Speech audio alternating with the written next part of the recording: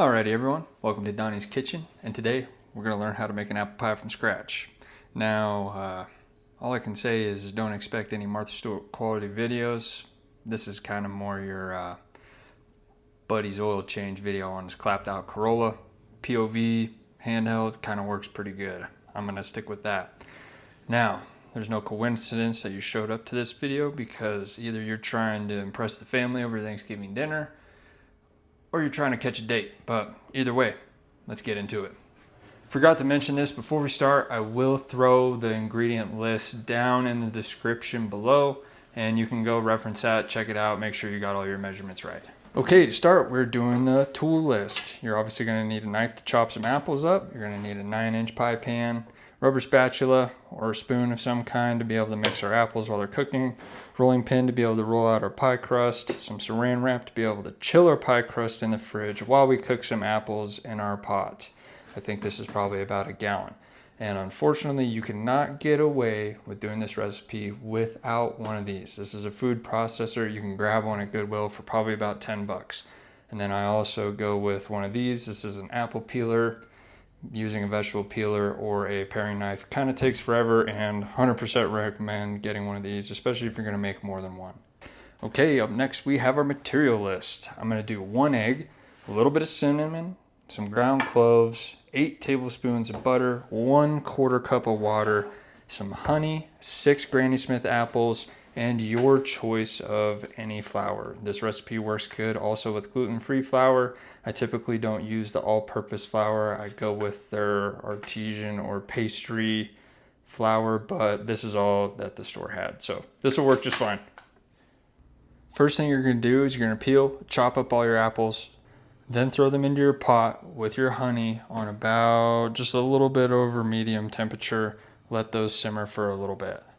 Next, you're going to chop up all your butter, then go ahead and throw it in the food processor with your 2 cups of flour, your 1 egg, and your 1/4 cup of water. Once you ran that through the food processor and it has this sort of texture, go ahead and wrap that up in saran wrap and throw it in the fridge for about 30 minutes. Now while the crust is chilling, we're going to go ahead and sprinkle a little bit of cinnamon on top of this, along with our cloves. Didn't have that prepped up, so you had to listen to me unscrew that lid. Also forgot to mention, I already did a little bit, but we're going to add about 2 tablespoons of flour to this, and that's going to help thicken up that sauce and get it to the right consistency. And this is also about what you want your apples to be cooked at, because once they go into the oven, they will cook down farther and get the right consistency that you want. Then up next, we are going to go ahead and preheat our oven to 425 degrees. And then usually by the time that heats up, our crust will be ready to pull out, stick in the pan, and we'll get our apples in there and then go ahead and do our nice woven crust on top. Next, we want to go ahead and pull our dough out of the fridge, cut it in half, and prep our rolling surface with a little bit of flour so it doesn't stick to the countertop. After you rolled out the first half, go ahead and throw it into the pan and cut off the excess to where it is flush with the rim of the pan. After you've gotten the crust in the pan taken care of, we are going to go ahead and roll out the other half of our pie crust and cut them into about 3/4 inch strips, because this is what we are going to make our nice weave pattern on top of our apple filling. Now once you have all those strips woven on top of your pie, making sure to start from the center and working out. I find that that's the easiest, and you also have to kind of do it pretty fast because that pie filling usually is still pretty warm and likes to start melting these, and these get really flimsy. After that, we're going to go ahead and start rolling over our pie crust, kind of cleaning up the edges a little bit. And don't worry, stuff like this, that'll end up filling in as the dough kind of solidifies and rises up in the oven.